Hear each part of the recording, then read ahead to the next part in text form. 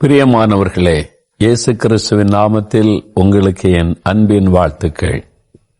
இயேசு கிறிஸ்து உங்களை ரொம்ப அதிகமாக நேசிக்கிறார் தெரியுமா உங்களுக்கு? அது என்னைக்காவது யோசித்து பார்த்துருக்கிறீங்களா? ஆண்டோடைய அன்பு, இயேசு நம்மையில வச்சிருக்கிற அன்பை நீங்க என்னைக்காவது உட்கார்ந்து சிந்திச்சு பார்த்துருக்கிறீங்களா? ஆண்டவர் நமக்காக சிலுவையில மரிச்சாரு, ரத்தம் சிந்தினாரு, நம்ம ஜெபம் பண்ணா ஆண்டவர் அற்புதம் செய்கிறார். அதெல்லாம் நல்லதுதான். நான் ஜெபம் பண்ண மட்டும் கேட்க மாட்டேங்கிறாரு. நாங்கள் எவ்வளோ ஜெபம் பண்ணிட்டோம், ஆனால் இந்த பிரச்சனை தீர மாட்டேங்குது. எவ்வளோ ஜெபம் பண்ணுறோம், எல்லாம் ஆப்போசிட்டாக நடக்குது. அப்போ என்னது? அப்போ எங்கள் ஜெபத்தை ஆண்டவர் கேட்கலையா? ஏன் ஆண்டவர் எங்கள் ஜெபத்துக்கு பதில் தர மாட்டேங்கிறாரு? நாங்கள் எல்லாமே ஜெபம் பண்ணி தானே செய்கிறோம். பிறகு ஏன் இது நடக்க மாட்டேங்குது? ஏன் பாதியிலே நிற்குது? ஏன் எல்லாமே தாறுமாறாக நடக்குது? அந்த மாதிரி சோர்ந்து போன நிலைமையில் இருக்கிறீங்களா? இல்லை, நம்ம இவ்வளோ ஜெபம் பண்ணுறோமே, அப்போ இன்னொரு மாற்றம் வர மாட்டேங்குது இல்லை? அப்படி ஒரு கேள்வியெல்லாம் உள்ளத்தில் எழும்போம்ல.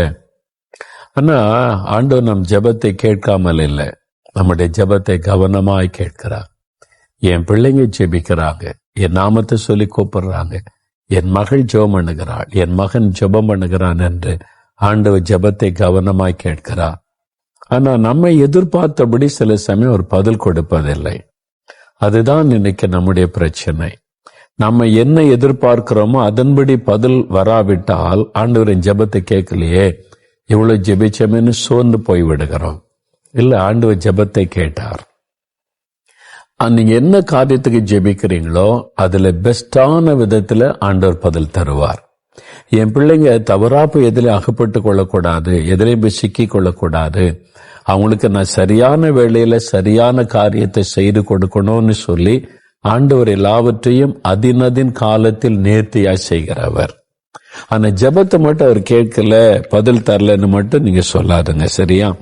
வசனத்துல என்ன இருக்கு தெரியுமா? எபேசியர் 3:20 நாம் வேண்டிக் கொள்ளுகிறதற்கும் நினைக்கிறதற்கும் மிகவும் அதிகமாய் நமக்குள்ளே கிரியை செய்கிற வல்லமையுள்ள தேவன். நாம் நினைப்பதற்கும் வேண்டிக் கொள்வதற்கும் மிகவும் அதிகமாய் கிரியை செய்கிற வல்லமுள்ள தேவன் அவர். அப்ப எப்படி உங்களுடைய வேண்டுதலை கேட்காம அவர் சும்மா இருப்பாரு? அவர் ஜெபத்தை கவனிக்கிறார், ஆண்டவர் கேட்கிறார். சில சமயம் தேவனுடைய அந்த அனந்த ஞானத்தை நம்மால் விளங்கி கொள்ள முடியாது. ஏன் இப்படி எல்லாம் நடக்கணும் அப்படின்ற மாதிரிலாம் நமக்குள்ள ஒரு எண்ணம் நமக்குள்ள உண்டாகும். ஆனா தேவனிடத்தில் அன்பு கூறுகிறவர்களுக்கு சகலமும் நன்மைக்கு ஏதுவாய் நடக்கிறது இல்ல. முடிவு வந்தாதான் நமக்கு தெரியும் அது நன்மைக்கு ஏதுவா ஆண்டவர் செய்திருக்கிறார் என்பதை நம்ம அறிந்து கொள்ள முடியும். ஆரம்பத்துல நமக்கு இது விளங்காது. ஏன் இது தடையாய் போச்சு, ஏன் இந்த மாதிரி ஒரு தீமை வந்துச்சு, நம்ம எல்லாம் ஜெபம் பண்ணி தானே செஞ்சோம் அப்படிலாம் நமக்கு நினைக்க தோன்றும். ஆனா நம்ம முடிவை யோசிக்கும் போதுதான் அதுல தேவனுடைய கரம் செயல்பட்டதை நம்ம உணர்ந்து கொள்ள முடியும். ஒரு சமயம் ஒரு ஊழியக்காரனிடத்தில் ஒரு குடும்பத்தார் வந்தாங்க. மகளுக்கு திருமணம் நாங்க ஒழுங்கு செய்துட்டோம், நிச்சயதார்த்தெல்லாம் முடிந்து விட்டது. இப்ப அந்த கல்யாண கார்டெல்லாம் அடிக்க நாங்க எல்லாம் ஒழுங்கு பண்ணிட்டோம். சொந்தக்காரங்களுக்கெல்லாம் நாங்க சொல்லிட்டோம், கூட வேலை பார்க்கறவங்களுக்கெல்லாம் மகள் போய் சொல்லிட்டா. அப்போ ஒரு பெரிய சந்தோஷம், திருமணமாக போகிறதுன்ற மகிழ்ச்சி. திருமணத்திற்கான ஆயத்தங்களை குடும்பம் செய்துகிட்டே இருக்கிறாங்க. திடீர்னு அந்த மாப்பிள்ளை வீட்டார் சொல்லிட்டாங்க, ஒரு டிமாண்ட் வச்சாங்க. அதாவது இவங்களால செய்ய முடியாத ஒரு டிமாண்ட். அப்படி சொல்லி அதை காரணமா வச்சு தடைப்படுத்திட்டாங்க, வேண்டான்னு சொல்லி. அப்ப திருமணம் நின்று விட்டாரு. அவங்களுக்கு ரொம்ப வெட்கம், மன சோர்வு. எல்லாருக்கும் சொல்லிட்டோம், கூட வேலை வந்த மகள் உடைந்து போய்விட்டாள். அப்போ அந்த மகள் ரொம்ப மனம் உடைஞ்சி, எல்லாருக்கும் நான் சொல்லிட்டேன், என் கூட வேலை பார்க்கறவங்களுக்கெல்லாம் இப்ப என்ன பதில் சொல்றது, சொந்தக்காரங்களுக்கெல்லாம் சொல்லிட்டோம், எல்லா ஏற்பாடும் பண்ணிட்டோம், இனிமே எவ்வளவு பெரிய அவமானம், ரொம்ப மனம் உடைஞ்சி. அப்போ சங்கர் பிரதர்னி மதுரையில துதி சங்கர்னு சொல்லுவாங்கல்ல, துதி அந்த ஊழியத்தினுடைய அந்த ஊழியக்கார சங்கர் எனக்கு நல்ல நண்பர். அவங்ககிட்ட அந்த ஃபேமிலி வந்தாங்க, ரொம்ப அழுகுறாங்க. அவங்களுக்கு என்ன ஆறுதல் சொல்றேன்னு தெரியல. அப்ப அவங்கள பார்த்து சொன்னாங்க, ஐயா அம்மா, ஆண்டவருடைய பிள்ளைகளுக்கு எல்லாம் நன்மைக்கு எதுவா நடக்கும். இந்த பிரச்சனைக்காக ஆண்டவரை துதிங்க, இந்த அவமானத்துக்காக ஆண்டவரை துதிங்க, இது நின்று போனதுக்காக ஆண்டவரை துதிங்க, என் ஆண்டவருக்கு தெரியாம எதுவும் நடக்க முடியாது அப்படின்னு அவங்களுக்கு ஆலோசனை சொன்னாங்க.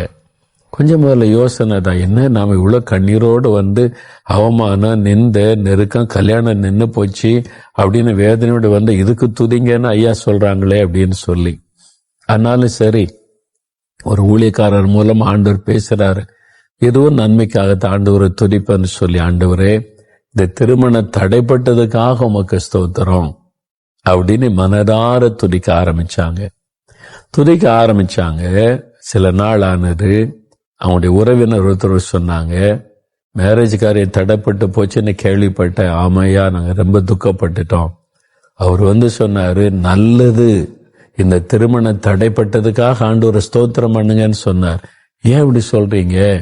அந்த பையன் சரி கிடையாது, அவன் கேரக்டர் சரி கிடையாது, நீங்க ஏமாந்து போய் கல்யாணம் ஒழுங்கு பண்ணிட்டீங்க, அவனுக்கு வேறொரு பொண்ணோட தொடர்பு, அவன் லைஃப் சரி கிடையாது, நீங்க சரியா விசாரிக்காம பண்ணிட்டீங்க, அதனால தான் ஆண்டவரா பார்த்து நிறுத்திட்டான்னு சொல்லியிருக்கிறாங்க.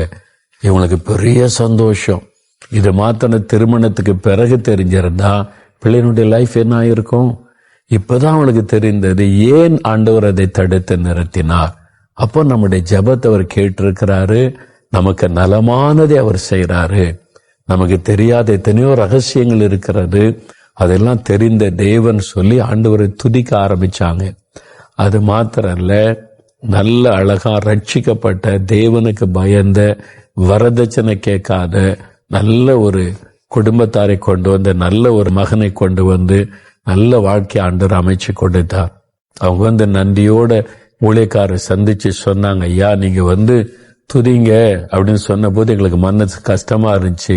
என்ன இந்த ஊழியக்கார ஐயா நம்ம பாரத்தை புரிந்து கொள்ளல, அவமானப்பட்டு வேதனையில வந்து நிக்கிறோம், இதுல போய் துதிங்கன்றாங்களே, நமக்காக ஏதோ ஒரு கண்ணீரோட பாரத்தோட ஜெபிப்பார்னு பார்த்தா துதிங்கன்னு ஈஸியா சொல்றாங்களேன்னு நினைச்சோம். ஆனா நீங்க சொன்ன வசனத்தின் அர்த்தம் இப்ப எங்களுக்கு புரியுது. ஆண்டவர் நன்மைக்காகத்தான் அதை தடுத்திருக்கிறார் என்பதை அறிந்து கொண்டோம். எங்க ஜெபத்தை அவர் கேட்டு இருக்கிறார் என்று சொல்லி இப்ப நல்ல வாழ்க்கையை மகளுக்கு அமைச்சு கொடுத்திருக்கிறான்னு சொல்லி சந்தோஷமா வந்து சொன்னாங்க. பிரியமானவர்களே, இன்றைக்கு உங்க வாழ்க்கையில, உங்களுடைய குடும்பத்துல, வேலையில, படிப்புல, ஏதோ ஒரு காரியத்துல தடை, நீங்க எதிர்பார்த்தது நடக்கல, தோல்வி, ஏமாற்றம், அவமானம், நிந்தை, பரிகாசம், ஏதோ ஒன்று சந்தித்து கொண்டு இருக்கிறீங்க. நம்ம இவ்வளவு ஜெபிச்சோமே, ஏன் ஆண்டவர் பதில் கொடுக்கல? உண்மையா ஆண்டவர் எங்க ஜெபத்தை கேட்கிறாரா?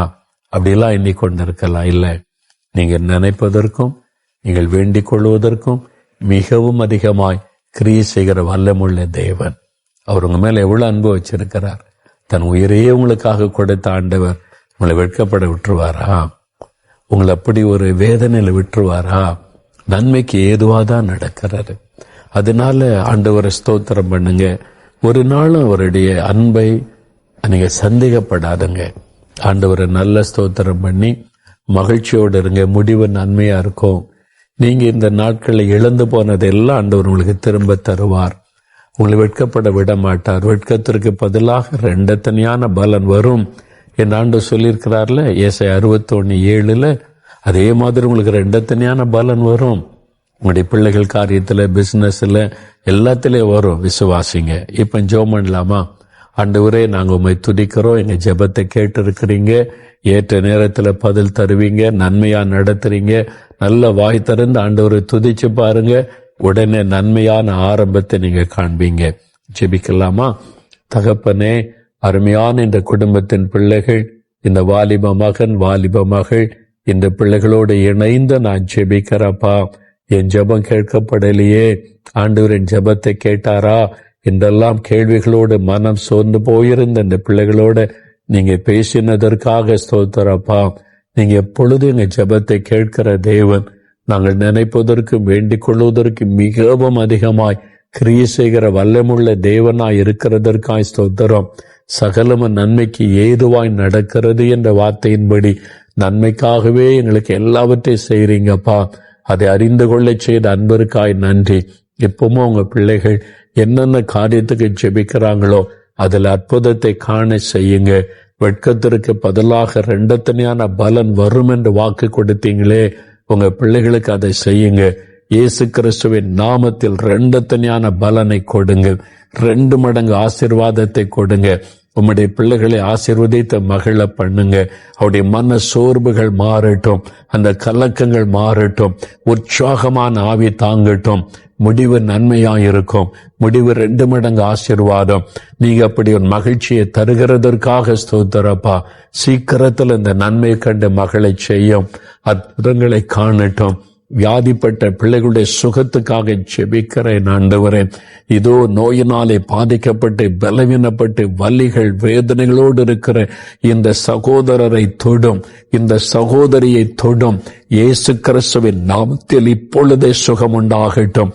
ஆசீர்வாதத்தின் எல்லா தடைகளும் இயேசுவின் நாமத்தில் விலகட்டும். நீர் அற்புதங்களை செய்து மகிழ பண்ணும். ஆண்டோடைய வலதுகரம் தொடுகிறதற்காக நன்றி. உம்முடைய தள்ளும்புகளால் சுகம் கொடுக்கிற தேவனுக்கு ஸ்தோத்திரம் ஸ்தோத்திரம் என்று உம்மை துதிக்கிறோம்.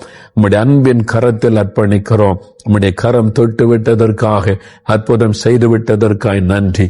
நன்மைகளை கண்டு களிகூற உதவி செய்யும். இயேசு கிறிஸ்துவின் நாமத்தில் ஜெபிக்கிறோம் பிதாவே. ஆமேன், ஆமேன். பிரியமானவர்களே, ஆண்டவர் ஜெபத்தை கேட்டார். நீங்க நன்மையானதை காண்பீங்க, முடிவு நன்மையா இருக்கும். நீங்க தேவனுக்குள்ளே மகிழ்ந்து களி கூறுங்க. ஆண்டவர் உங்களுக்காக யாவற்றை செய்வார். ஆமென்.